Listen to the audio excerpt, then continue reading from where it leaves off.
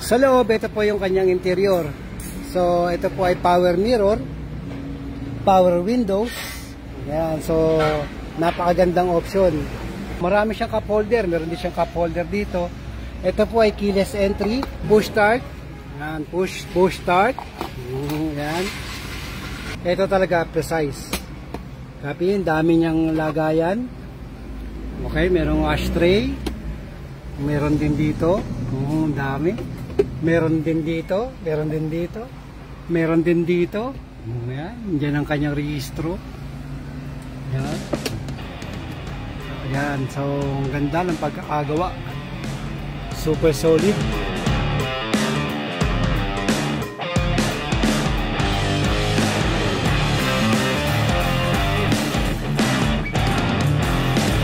Ito po yung kanyang conversion naman sa loob.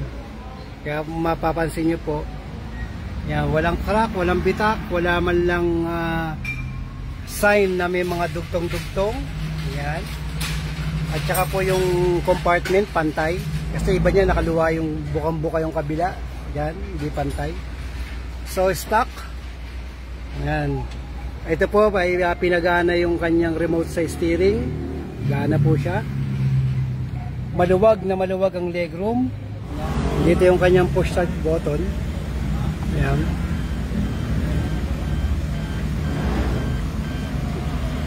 At napakaraming ilaw. Ayan. Kasi po ito po ay one of the most advanced technology ng Japan. Ayan. Tapos ang kanyang engine, napakatahimik ng kanyang engine. So meron na rin akong head unit na 10-inch. Copy, meron din tong GPS. Nakakatuwa. At ang lamig ng aircon, yun ang maganda rito, lamig ng aircon. So po, ano na siya, EOBD. So po, pwede na akong gumamit ng tawag dyan, HUD. Para meron akong monitoring sa aking kilometer per liter, temperature, at saka voltage, RPM. Yan, lahat po yan ay automatic. Yan, pwede ka rin dito, ang door command mo, pwede rin dito. Copy. Yan, automatic po yan. At with overdrive. Yan, may overdrive din po yan. Yan, oh. Nakalagay dyan sa letter P. Yan, overdrive yan. Yan. So, napakagandang option. Copy. Ano po ang purpose ng overdrive?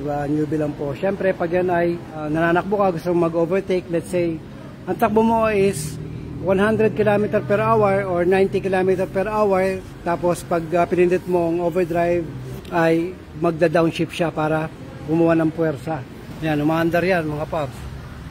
Walang lagitik. Diba? Ang legroom, napakalaki. Meron din siyang VIP seat. Yan, meron din siyang armrest. Hati silang dalawa dyan na nakaupo. Makakabi. Tapos, siyempre sa side, inumin ka, yan, inumin. Meron din lagayan yan dito ang inumin. Yan, meron ka rin lagayan ng inumin dyan. Copy? So, ito naman, pwede mong ilapit kung gusto mo. Yan, nalalapit pa rin yan. Tigas. Yan, nalalapit yan, baka yung kabila. Ang tigas eh. Virgin pa eh. Kunyari, gusto matulog nung, nasa likod. Ganyan siya, tulog siya dyan. Ayan, oh. Copy? Napakaganda nito, sir. Napaka-ideal, economical, tapid.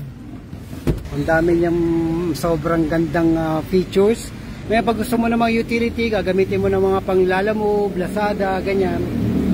Yan, bukod dito na malaki na yung space niya. Yan, pwede mo rin po itong ibaba. Yan, ito do baba. Yan, tapos meron ka lang hihilahin dito. Tsaka tignan nyo kung gano'n siya kasariwa, mga paps. Pag naiangat ko to ng konti, tignan nyo mga paps. Yan. Tignan nyo po kung gano'n kasariwa yan. Diba? Ang sariwa masyado. Copy? Yan. So, pwede mo siyang i-flat bed na ganito. Gaganyan mo lang siya. Yan. So, flat na yan. Ito magiging buong utility, cargo. Yan. Pwede na maging cargo. So napakaganda niya, napakalaki ng legroom. Samantalang sa mga sedan, ang legroom ay ganyan lang. Hindi ka makaunat. Ito pwedeng maiunat. Pwede kang humiga ng todo-todong higa. Ayan, ang ganda-ganda. Diba? pag titignan mo siya, akala mo liit-liit lang na sasakyan, pero napakaluwag pala.